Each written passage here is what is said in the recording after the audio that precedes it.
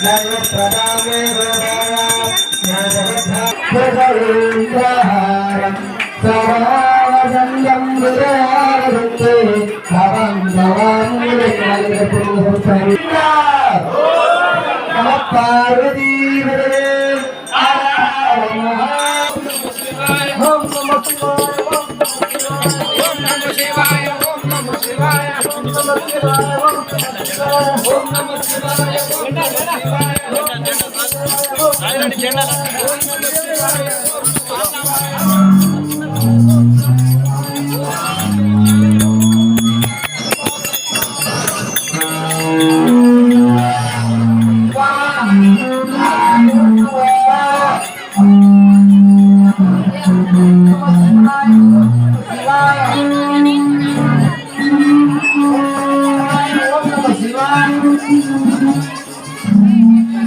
ठीक है वाला लास्ट याद रहा है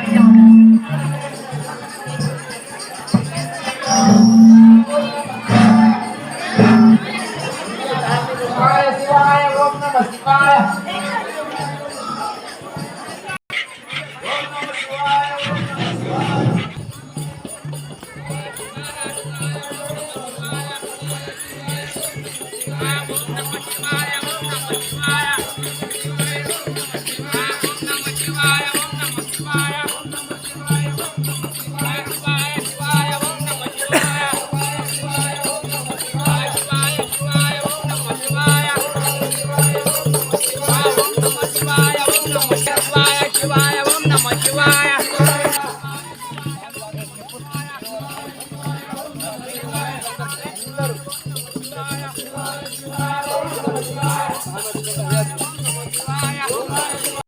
మెల్లగా కొంచెం మెల్లగా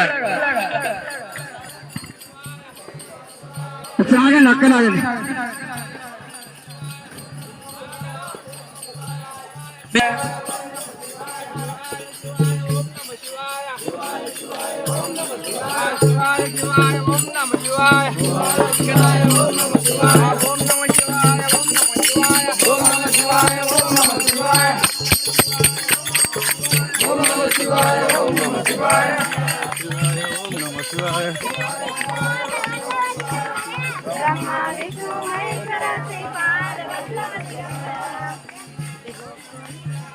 दिगंबर श्रीपाद वल्लभ दिगंबर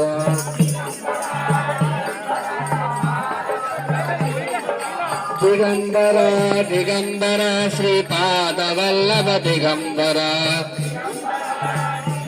श्रीपाद वल्लभ दिगंबर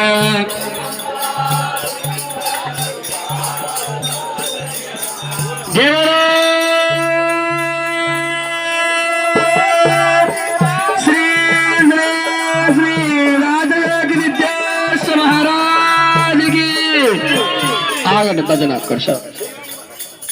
జవరాజ్కి అందరూ ఒకటే నామం నేను ఎప్పుడు వేస్తా అందరూ కలిసి చాలేదు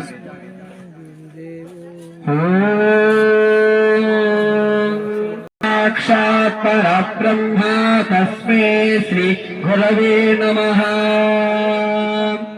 బ్రహ్మాదీనం గురం పూర్వ ఇందిరా వందే నారాయణం ప్రభుం అఖండ మంగళాకార వ్యాప్తహీన చరాచరం తత్పాదం దర్శితాయేన తస్మై శ్రీ గురవే నమః విష్ణు గురుదేవో మహేశ్వరః గురు సాక్షాత్ పరబ్రహ్మ తస్మై శ్రీ గురవే నమః విభూషిత భక్తి భక్తి ప్రదాతాంచ తస్మై శ్రీ గురవే నమః అనేక జన్మ సంప్రాప్తం కర్మ బంధ విదాహినే ఆత్మజ్ఞాన ప్రదానేన తస్మై శ్రీ గురుపదం స్నానదం వదా గురుఃపాదకో సంయక్ తస్జ్ఞానాత్పరం నాస్తి తస్మై శ్రీ గురవే నమః మన్మనాదా శ్రీ జగన్నాథ మద్గురు శ్రీ జగద్గురు మదాత్మ సర్వకామాయ వశ్యం కామేశ్వరో వైశవనో దదాతుం కుబేరాయ వైశవనాయ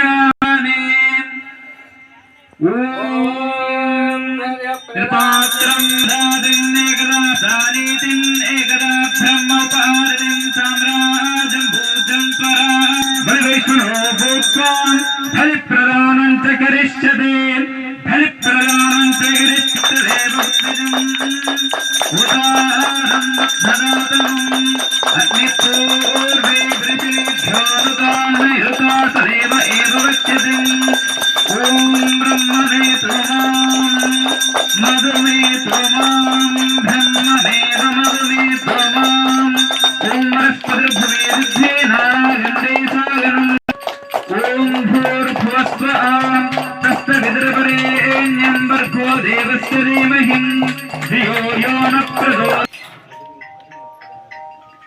राजाधिराज योगिराज परब्रह्म सद्गुरुं श्री श्री श्री श्री राजयोगी सिद्धेश्वर महाराज की जय राजाधिराज योगिराज परब्रह्म सद्गुरु श्री श्री श्री राजयोगी सिद्धेश्वर महाराज की जय राजाधिराज योगिराज परब्रह्म सद्गुरु श्री श्री श्री राजयोगी सिद्धेश्वर महाराज की जय राजाधिराज योगिराज परब्रह्म सद्गुरु श्री श्री श्री राजयोगी सिद्धेश्वर महाराज की राजाधिराज योगिराज परब्रह्म सद्गुरु श्री श्री श्री राजयोगी सिद्धेश्वर महाराज की అందరు సైజ్ జరగండి దిగంబర దిగంబర శ్రీ భారవల్లభ దిగంబర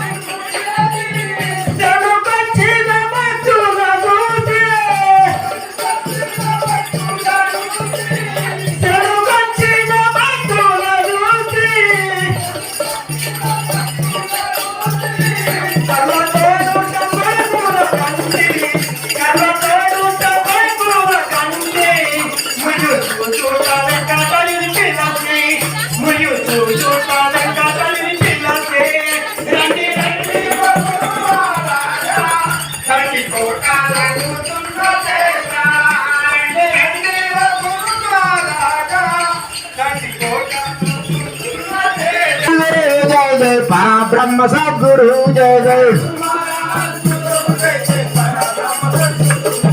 गुरु महाराज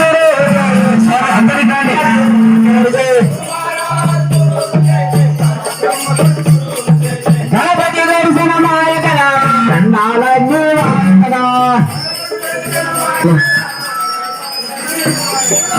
गुरु महाराज गुरु जय जय परब्रह्म सद्गुरु जय जय गुरु महाराज गुरु जय जय परब्रह्म सद्गुरु जय जय ओ ఈశ్వరుడు దగ్గర పరమేశ్వరుడు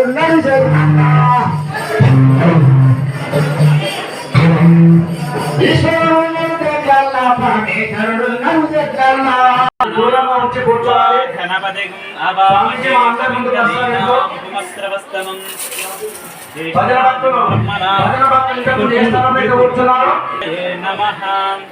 ఓం చంచమే మయచ్చమే ప్రేంచమే కామచ్చమే కామాచ్చమే సౌమ్యనసచ్చమే భజంచమే శ్రేయంచమే వసంచమే వసంచమే ధరించమే దయచేసి మీరు అక్కడ వెళ్ళండి. ఊర్ధ్వాయ నమః ఇట్లా ఓం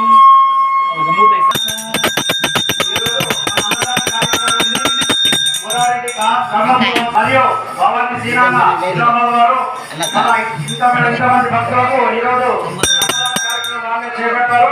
వారికి శివయాసనాలు కోరుకుంటున్నాం. మనం కాదనగానే ఏదైనా వచ్చినప్పుడు కూరగాయలు సౌద చేసి మన మార్కెట్ నుంచి ఆఫీసర్ అయినటువంటి భూమాయి సార్ వచ్చారు. వారికి మనము శివయాసనాలు కోరుకుంటాము. ఓం నమః శివాయ.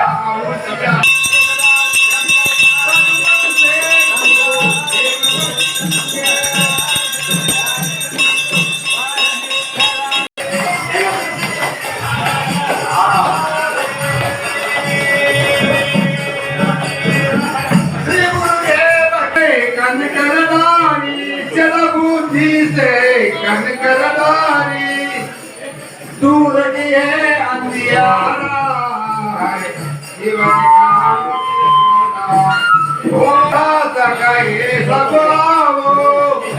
मंत्र ली जाओ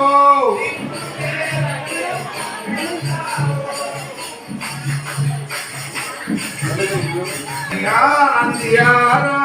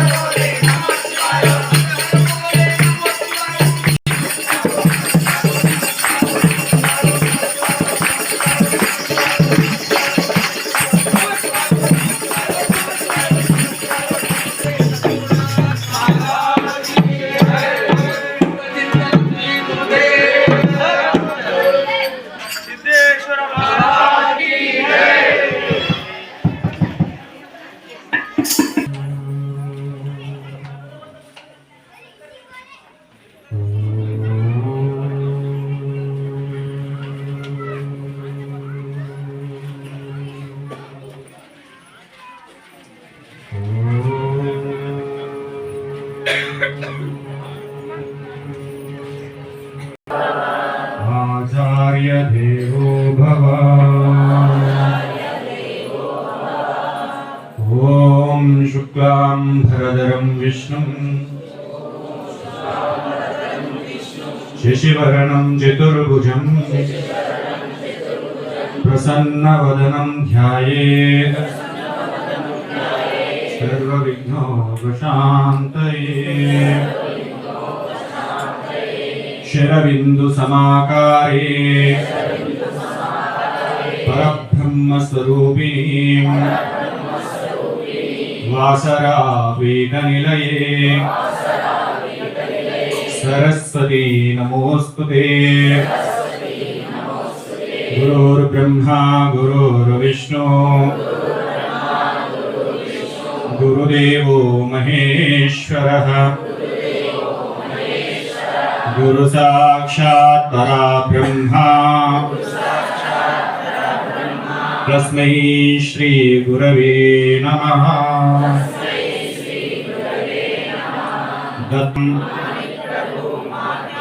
अस्मदाचार्य पर्यन्ताम्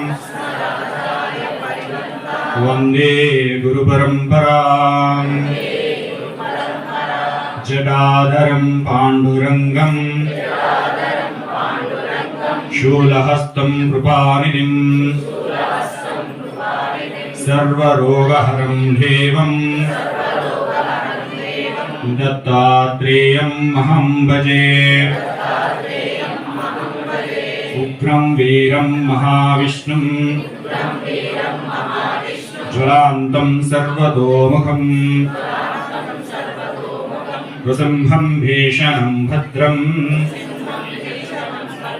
मृत्योर्मृत्युन्नमाम्यहम्। बोल गणेश महाराज की सरस्वती माता की दत्तात्रेय भगवान की भोला शंकर भगवान की अवधूत चिंतन श्री गुरुदेव दत्तात्रेय।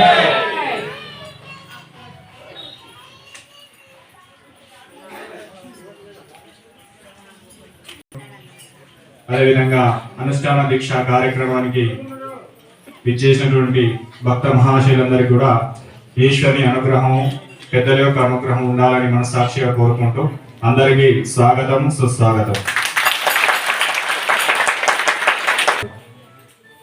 ఎందుకంటే ఈ సృష్టిలో గురు పరంపర రావడానికి మూల కారణం దత్తాత్రేయ స్వామి। ఆ దత్తుని యొక్క అనుగ్రహం ఉంటేనే సర్వకాల సర్వావస్థల యందు మనకు దైవం యొక్క అనుగ్రహం పెద్దల యొక్క అనుగ్రహం దొరకడానికి ఒక మార్గం దొరుకుతుందని చెప్తారు పెద్దలు। ఆ మార్గం దొరకాలంటే దత్తుని యొక్క అనుగ్రహం అనేది ఉండాలి।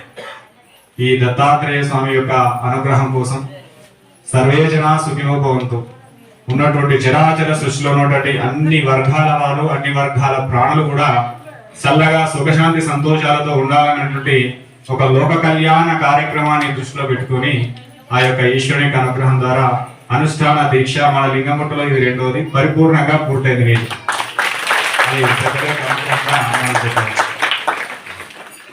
అయితే ఎందుకు దీక్ష చేయాలి, దీక్ష ఎందుకోసం చేయాలి? మనము రకరకాల ఆలోచనతో ముందుకెళ్తా ఉంటాం। అది మానసిక స్థితితో కావచ్చు, వేరే రకమైన సంకల్పాలతో కావచ్చు। అవన్నీ నిత్యానుష్ఠానంతో పాటు ఒక వ్యక్తి ఒక సాధకుడు 10 మందిని మన ఒక మార్గంలో నడిపించేటువంటి స్థితిలో ముందుకెళ్లాలంటే దైవం యొక్క అనుగ్రహం దైవం యొక్క ఆదేశంతో ఆ యొక్క ప్రక్రియను ఇంకా దృఢపరచుకోవాలి। ఆ దృఢపరచుకునే క్రియలో సాధ్యమైనంత వరకు ఏకాంతంగా భగవంతుని యొక్క స్మరణ చేయాలి। ఆ స్మరణ చేసేదానికి పెద్దల నుంచి ఒక ఆజ్ఞ అనేది రావాలి। మనకై మనం చేస్తే పనిచేయదు, మనకై మనం ముందుకెళ్ళినా ఆ సాధన అనేది ఫలితాన్ని ఇయ్యదు।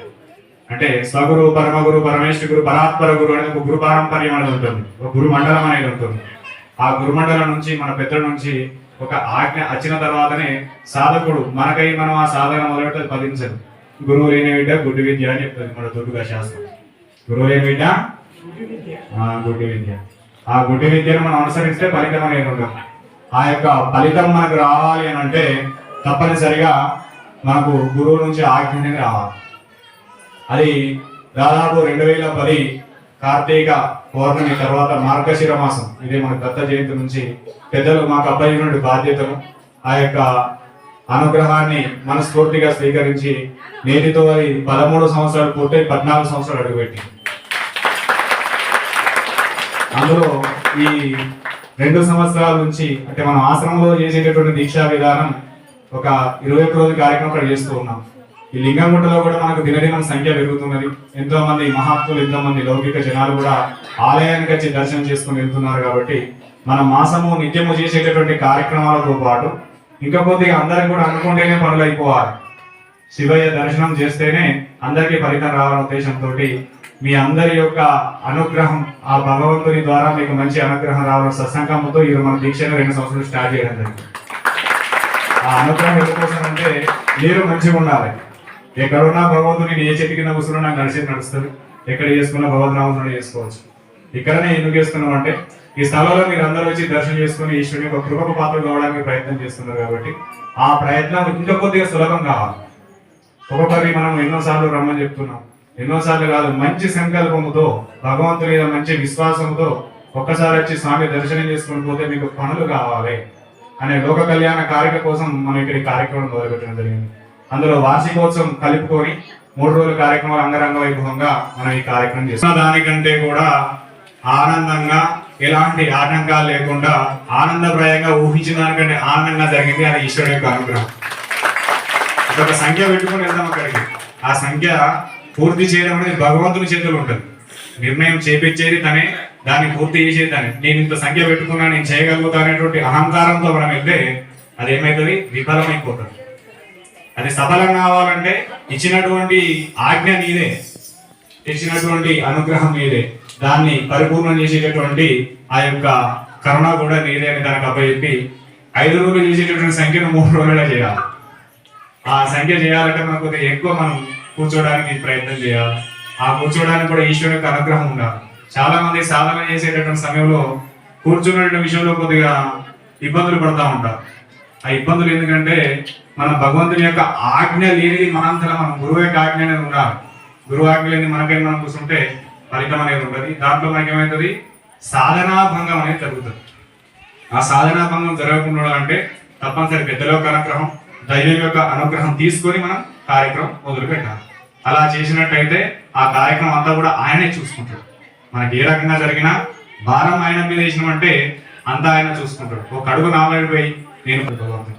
ఎప్పుడైతే మనం మనస్ఫూర్తిగా ఎలాంటి లౌకిక పరమైన కోరికలు లేకుండా, ఎలాంటి స్వార్థపరమైన కోరికలు లేకుండా భగవంతుని వైపు కనుక మనం నడక మొదలు పెట్టినామంటే మన ఎంబడి నుండి మనం తీసుకెళ్లేటువంటి స్థితి ఆయనే చూపెడతాడు. అది నిజమైనటువంటి సాధన.